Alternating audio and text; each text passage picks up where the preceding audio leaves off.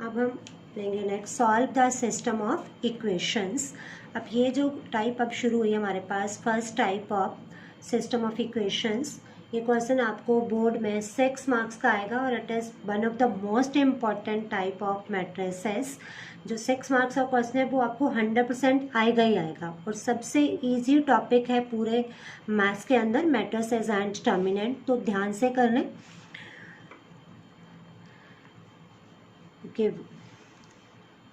Given equation, stepping बहुत matter करती है, इसलिए स्टेपिंग पूरी प्रॉपर लिखनी है, don't jump to the answer.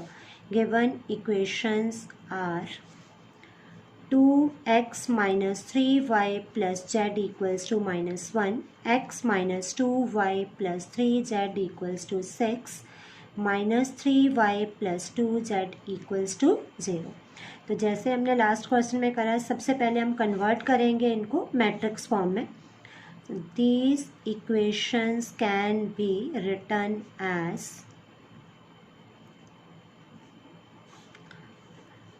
2 minus 3 1, 1 minus 2 3, here coefficient of x is 0, minus 3 2, number of variable x y z, 3 variables है हमारे पास। अब x y z equals to constant term -1 6 0, a x equals to b, equation number 1, where a equals to matrix A 2 minus 3 1, 1 minus 2 3, 0 minus 3 2, capital X equals to small x y z, and B means constant term -1 6 0, जो हमारे पास equal में value होती है। So next we have now let, सबसे पहले हमने matrix को convert करना है डिटर्मिनेंट में, क्योंकि हमने डिटर्मिनेंट कैलकुलेट करना है। 2 minus 3 1, 1 minus 2 3, 0 minus 3 2, expanding by R1। आपको मैंने बताया था किसी भी रोज या कॉलम से हम एक्सपेंड कर सकते हैं। जो सबसे कॉमन मिस्टेक होती है वो ये कि आप इसको डिटर्मिनेंट में कन्वर्ट करना भूल जाते हो। अगर इसको आपने मैट्रिक्स लिख दिया, जो ये वाला स्टेप आपने दिखाया ही नहीं, सीधे डेट कैलकुलेट कर लिया, पूरा क्वेश्चन आपका रॉन्ग हो जाएगा। So expanding by R1, determinant A equals to 2। अब 2 से हम एक्सपेंड कर रहे हैं तो we have -4 + 9, minus, already minus है तो minus minus +3, 2 minus 0 +1 -3 -0. So we have 5 into 2 10 plus 6 minus 3 equals to 13, not equals to 0. It implies A inverse does exist. क्योंकि नॉन सिंगुलर मैट्रिक्स है तो A इनवर्स एग्जिस्ट करेगा, ये आपको मैंने इसकी प्रॉपर्टीज में बताया था। नाउ अब हमने एडजॉइंट निकालना है, तो एडजॉइंट से पहले हम कोफैक्टर मैट्रिक्स निकालेंगे। तो कोफैक्टर हमने 1 by 1 लेने हैं row wise. Cofactor of R1 के हम कोफैक्टर लिख रहे हैं। तो आपको मैंने बताया था माइनर और कोफैक्टर में ये डिफरेंस होता है कि माइनर में हम साइन नहीं लगाते और कोफैक्टर में हम साइन लगाते हैं। जैसे प्लस माइनस प्लस, फर्स्ट हुआ तो प्लस से स्टार्ट करेंगे, प्लस माइनस प्लस। तो अब हम 2 का कोफैक्टर लिख रहे हैं, तो 2 का कोफैक्टर आएगा -4 + 9 means 5। Next cofactor of -3, 2 - 0 means 2, minus sign हमने लेना है इसमें तो -2। Next cofactor of 1, -3 - 0 means -3। Next cofactors of R2, अब पहले साइन लगा लेना ताकि आपको मिस्टेक ना लगे। कोफैक्टर्स ऑफ R2 में होता है हमारे पास minus plus and minus, alternate sign चलते हैं। अब हम लिख रहे हैं R2 का फर्स्ट एलिमेंट है हमारे पास 1, तो जब हम 1 का कोफैक्टर कैलकुलेट करेंगे तो first column centre row, it is -6 + 3 means -3, तो ultimately it is +3। Now cofactor of -2, it is 4 - 0 means 4. Next cofactor of 3, -6 - 0, तो 6. Now cofactors of R3.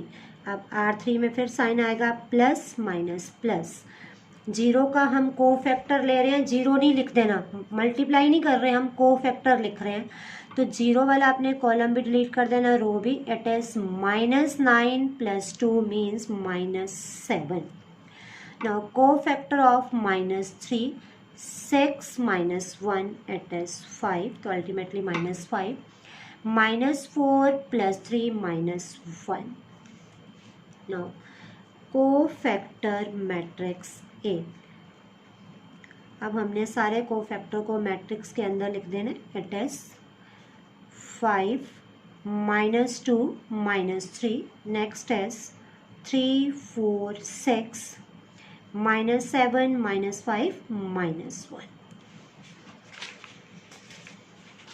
Now adjoint A.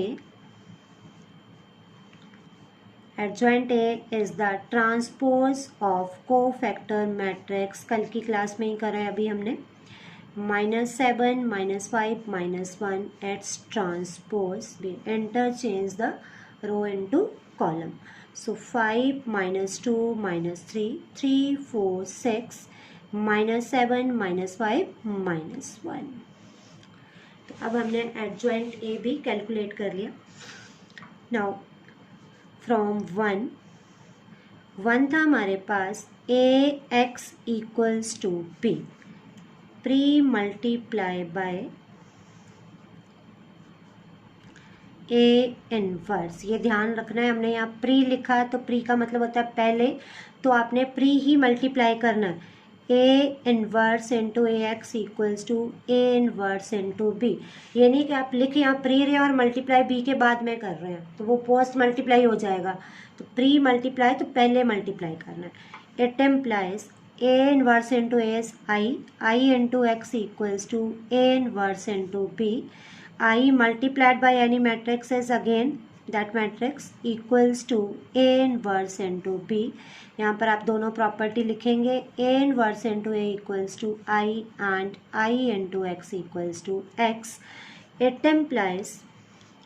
अब हमने इसमें एडजॉइंट A निकाला था, हमें चाहिए A इनवर्स. तो A इनवर्स होता है हमारे पास adjoint A divided by determinant A.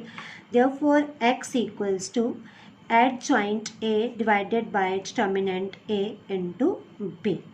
So we have X, Y, Z equals to, हमारे पास determinant A आया था 13. 1/13. Now adjoint A, it is 5 3 -7 -2 4 -5 -3 6 -1 multiplied by B. Value of B is -160. So we have X, Y, Z equals to 1/13.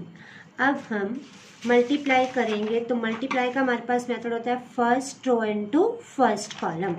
So we have -5 + 18 plus 0. Now second row with first column, it is 2 plus 24 plus 0. Now third row, 3 plus 36 plus 0. So we have 1/13. It is 13 26 39. अब आप अगर इसको directly लिख देते हो 1 2 3 तो भी आपका 1 मार्क डिडक्ट होगा, क्योंकि मैट्रिक्स को हम डायरेक्टली डिवाइड नहीं कर सकते. 13 को पहले आपने मैट्रिक्स के अंदर लेके जाने. 13/13 26/13 39/13. It is 1 2 3. Now on comparing, value of x is 1, क्योंकि ये XYZ की वैल्यू चल रही थी. Value of y = 2 and value of z = 3. तो इतना लिखने के बाद ही आपका 6 मार्क्स का क्वेश्चन बनेगा. स्टेपिंग बहुत मैटर करती है इसके अंदर, तो कोई भी स्टेप आपने स्किप नहीं करना. बहुत इजी क्वेश्चन है, बस स्टेपिंग का ध्यान रखना है आपने.